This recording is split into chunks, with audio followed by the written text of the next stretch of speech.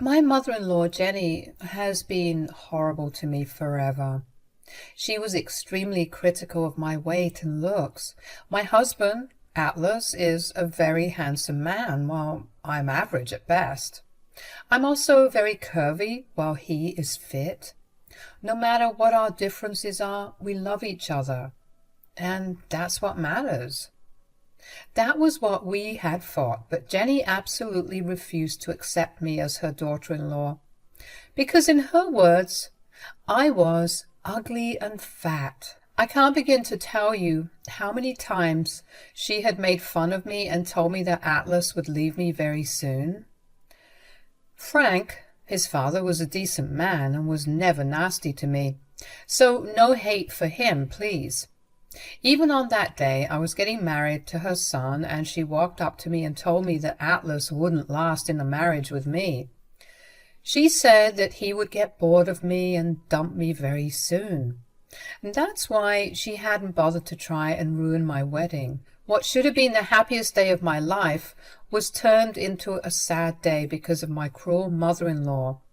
After we got married, Jenny regularly made comments about me and told Atlas that he should be careful before planning a family with me. She always acted like we would divorce in a few months. Around 1.5 years into our marriage, Atlas got fed up with her behavior and went low contact with her. We were all set to continue that low contact before something surprising happened to us. One day we found out that I was pregnant. We also found out that I was carrying a boy. It was an unplanned pregnancy, but we were both happy with the news. We were looking forward to having our baby and were really excited. That's when Atlas and I had to sit down and discuss something serious. I knew that the topic of Jenny had been on my husband's mind for the past few days, so we needed to discuss that immediately. He sat down with me and said, "What should we do about my parents, Faith? We need to tell them." Yes, this is their first grandchild, so they should know. I was hoping you'd be willing to give my mother another chance. I know she's been horrible to you, but maybe she'll finally get her act together for her grandson. I'm not really sure about this, Atlas, but you are right that they need to know about their grandchild. Maybe Jenny would be a good grandma to our son. I guess we shouldn't withhold that experience from him. That's what I was thinking, Faith. Why don't we give her another chance? Let's see if she makes amends on her own. What do you want to do, Atlas? Will you go visit my parents together? We'll break the news there. I was uncomfortable being around Jenny because of her horrible attitude towards me, but I also knew that I had to get used to it. If she ended up being a loving grandma, she would be in my life constantly. I wouldn't deprive my son of her affection, so I may have to put up with her anyway. Thinking of all those things, I decided to give Jenny a chance. I agreed to go with Atlas to his parents' house and break the news to them in person. We told them we were coming over, and Jenny was glad because she hadn't seen Atlas because of our low contact. When we arrived at the house, she happily ran up to us and tried to hug Atlas, but she froze when she saw my slightly protruding belly. She pointed at my belly and said, "What is that? Are you pregnant?" "Yes, Jenny, I'm pregnant." "Is she telling the truth, Atlas? Are you two having a child?" "Yes, Mom, that's why we're here. We wanted to tell you and Dad in person that we are expecting a boy." Atlas and I happily announced our big news to Jenny and Frank. Frank was overjoyed and kept hugging and congratulating us. He had the reaction that we had expected, but Jenny remained frozen on her spot. Very slowly she backed away from us with a shocked look on her face. I was immediately thrown off by her behavior, and after a while she started to shake her head in disbelief and said, "No, no, no, this can't be happening. Tell me this is a joke." "What do you mean, Mom? Why will this be a joke? We are really expecting a child. Aren't you happy for us?" "No, I am not happy for you. I'm extremely mad right now." "Why, Mom? What's the matter?" "That woman cannot have my grandson. No, this can't happen to me. What's the matter, Mom? Why are you reacting this way? What are you thinking getting her pregnant, Atlas? She is completely unfit to have my grandson. She has the worst genes, and my grandson will turn out to be ugly and dumb. Everyone was taken aback by what my mother-in-law said. Even Frank was in shock because he hadn't expected Jenny to react so badly to this good news. Atlas was gobsmacked and stared at his mother in disbelief. I was high on hormones and immediately started to cry because I felt utterly humiliated. I quietly sobbed in my place and had a hard time forming words. Frank was the first one to break the silence. He said, "What are you talking about, Jenny? Have you gone mad?" "No, I haven't gone mad, but our son sure is. Look at what he did, Frank. This is horrible. Oh, my God." "Oh, really, Mom? Tell me what's so horrible about what I did." "First, you married that ugly, fat woman and didn't even listen to me when I said she doesn't belong to our family.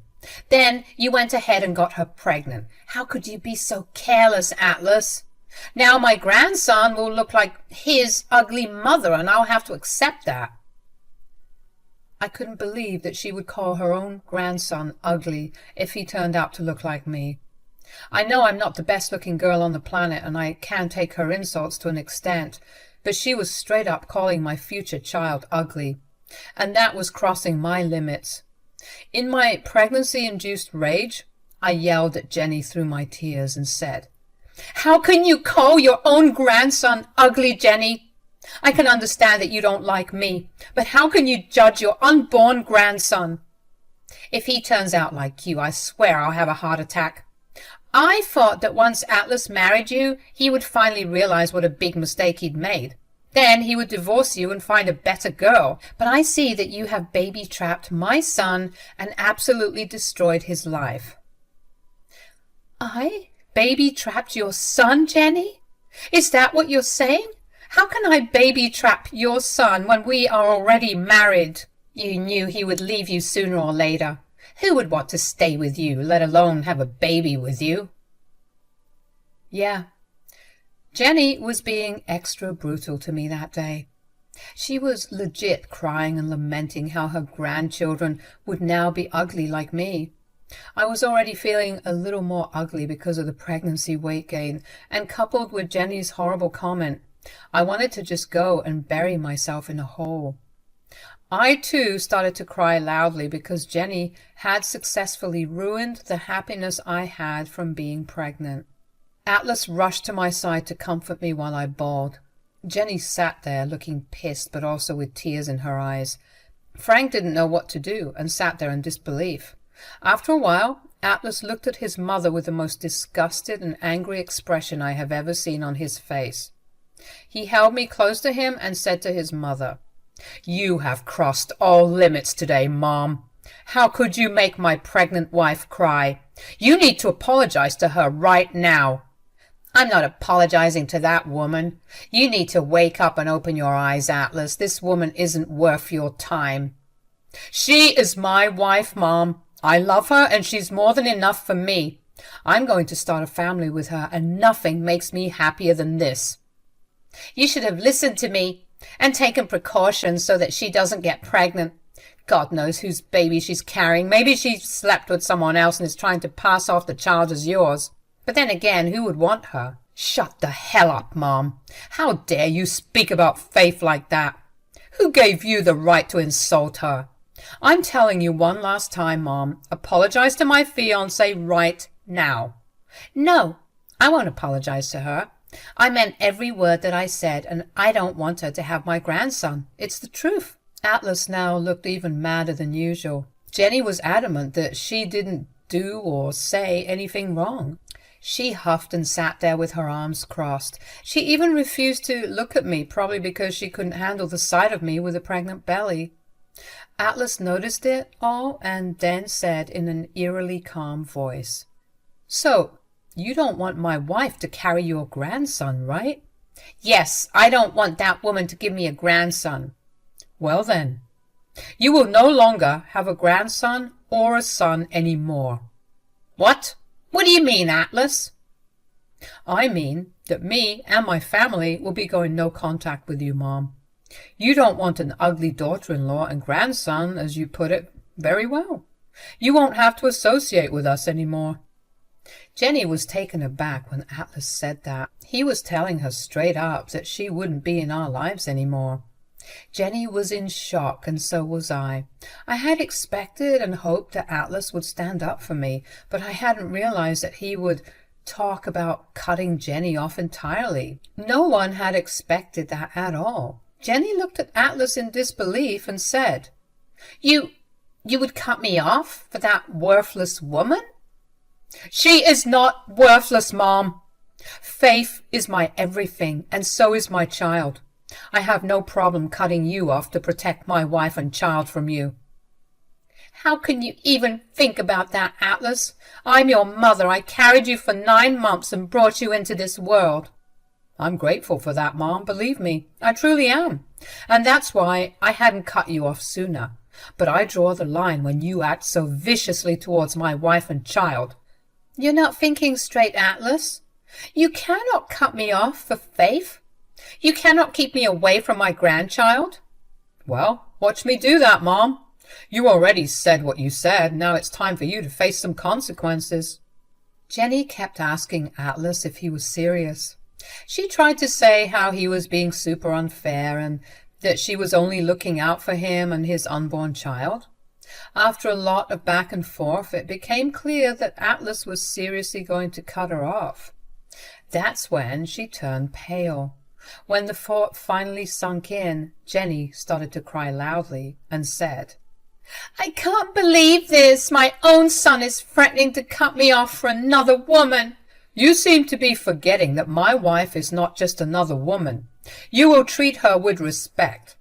Although I don't expect that from you anymore, I'm not making threats, Mom. I've decided I want nothing to do with you." "You are really overreacting, Atlas. You can't do this to me. I want to be in my grandson's life." "Well, I don't want to keep you in his life. My son doesn't need a judgmental, cruel grandmother like you. He is better off having only one grandmother, and that is Faith's mother." No, Atlas, please don't say that." Okay, I'll try not to make these comments about your wife again. Are you happy now?" "No, I'm not happy. This is not enough, Mom. When I gave you the chance to apologize to my wife, you didn't do that. You don't get to claim that you will behave now." "I'm already telling you that I will try to act civil. If you really love that wife of yours so much, I'll deal with it. I've been dealing with her anyway, haven't I?" "I don't believe a word out of your mouth any more, Mom. You have been nasty to my wife, and you insult her every chance you get. That's why I went low contact with you in the first place. I came back here with Faith because I thought you would be happy to hear about our pregnancy. Now that I know about your feelings, I don't want me or my wife and child around you." At this point, Jenny suddenly remembered the fact that we did go low contact with her after she repeatedly kept humiliating me. She finally realized that there was a big possibility that Atlas would cut her off for good. He had stuck to his word before and can readily do it again. Once that realization clouded her brain, she was able to see things clearly as they were. She was about to lose her son and grandson for good. And that's when she changed tunes and tried to appease Atlas by saying, "I understand that I've upset your wife, Atlas. I was high on emotions and said some bad things. I may have hurt her feelings. I was just looking out for you." "No, you weren't looking out for me. You were trying to separate me from my wife because she doesn't match your beauty standards. For the last 2 years, you have been horrible to her, and I'm finally putting my foot down." No, Atlas, don't say that. Okay, I realize that I made a huge mistake. Please don't punish me like this. I swear I will change and learn to accept Faith." "I think it's too late for that now, Mom. I want nothing to do with you anymore. I'm pretty sure my wife feels the same way and will agree with your decision." "I swear I will correct my behavior, Atlas. Just give me a chance. Faith, please give me a chance. I really want to be in my grandson's life." Jenny was desperate for help and turned to me. She thought that, like always, I would readily forgive her and ask my husband to give her another chance. She was looking at me expectantly and was almost sure that I would be on her side. But I'd already been pushed to my limits. There was no way I was going to forgive this woman. I held my head high and said, "I don't care what you want, Jenny. I will never forgive you or give you another chance. I have given you plenty of chances, but you have shown me what a vile person you are." "How can you be so cruel to me, Faith? I'm your mother-in-law and your Bray's grandma." "What mother-in-law, Jenny? You never accepted me as your daughter-in-law. And you have clearly said that you didn't want me to carry your grandson, so the baby in my belly is no one to you." "I said some things out of anger, Faith. I was not thinking straight. I can see how wrong I was. Please forgive me and convince my son not to cut me off." "I'm not going to do what you want, Jenny. In fact, I will do the opposite. I will support Atlas in cutting you off. Frank is welcome, but you are not." But your son needs his grandma in his life." "No, Jenny, he doesn't. Atlas is right, Jenny. My son doesn't need a judgmental and prejudiced grandma like you. I don't want you around my child, and you better stay away from me because I don't even want to see your face anymore." At this point, Jenny started to cry and went to my husband for help. She decided that it was time to play the victim card. Let me tell you guys right now, it didn't work on Atlas at all.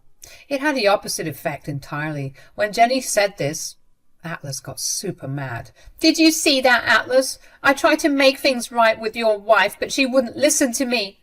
I begged her so hard." "My wife is right in rejecting your apologies, Mom. You don't deserve her forgiveness after what you have put her through."